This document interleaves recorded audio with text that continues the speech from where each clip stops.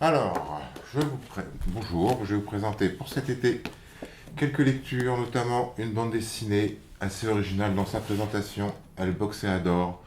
C'est une bande dessinée par des Espagnols.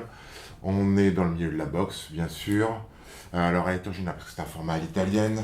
On lit l'histoire dans les deux sens, un recto, un verso.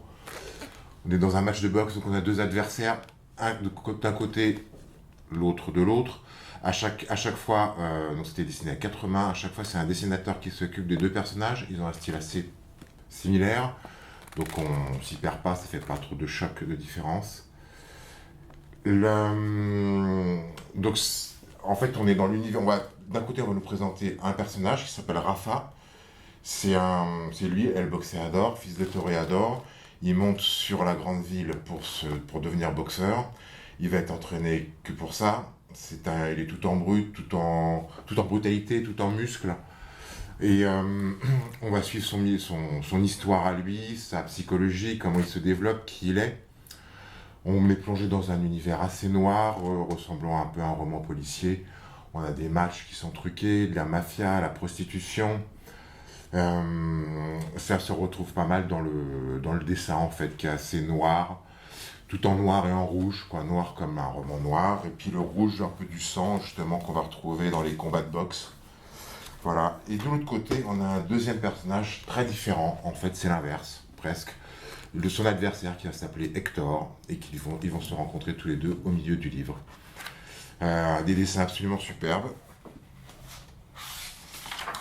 Et une histoire qui nous tient en haleine, parce que comme dans un roman policier, on a envie de savoir la fin, il y a une intrigue.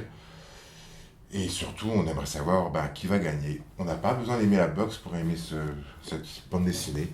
On est un peu dans le même univers que, effectivement, d'un Rocky ou One Million Dollar Baby. Mais on est pris par les personnages, par leur psychologie, par la ville qui est décrite autour d'eux, par tout cet univers un peu de roman noir. Deuxième bande dessinée que je voulais vous présenter, Solo. Gilles Rochier. Alors pareil, encore une bande dessinée qui sort un petit peu des canons habituels. Là, on est en banlieue parisienne et on va découvrir un monsieur qui joue en solo en fait de la trompette. En fait, du jour au lendemain, décide de ne s'exprimer que avec une trompette seulement et uniquement. Il ne parle plus. Le seul problème, c'est qu'il joue horriblement de la trompette. C'est horrible, personne n'arrive à le supporter, ni sa famille. Il n'y a que son copain, Kader, qui va réussir à le supporter, à l'héberger, à essayer de l'emmener à des artistes, des fois qu'il ait un talent, mais non, c'est pas vraiment le cas. Il va essayer chez les psys, pour essayer de le comprendre. Donc on va les suivre dans cette situation plus ou moins cocasse, c'est toujours drôle en fait, c'est l'intérêt de cet album, c'est l'humour. Beaucoup d'humour. Alors un dessin un peu plus fouillis, dans des chromes presque du noir et blanc, mais dans des chromes marrons. On retrouve un peu cette atmosphère que Gilles Rochier aime bien décrire de la banlieue parisienne. Et en fait, en lisant l'album, on se rend compte qu'on est au lendemain des attentats du Bataclan.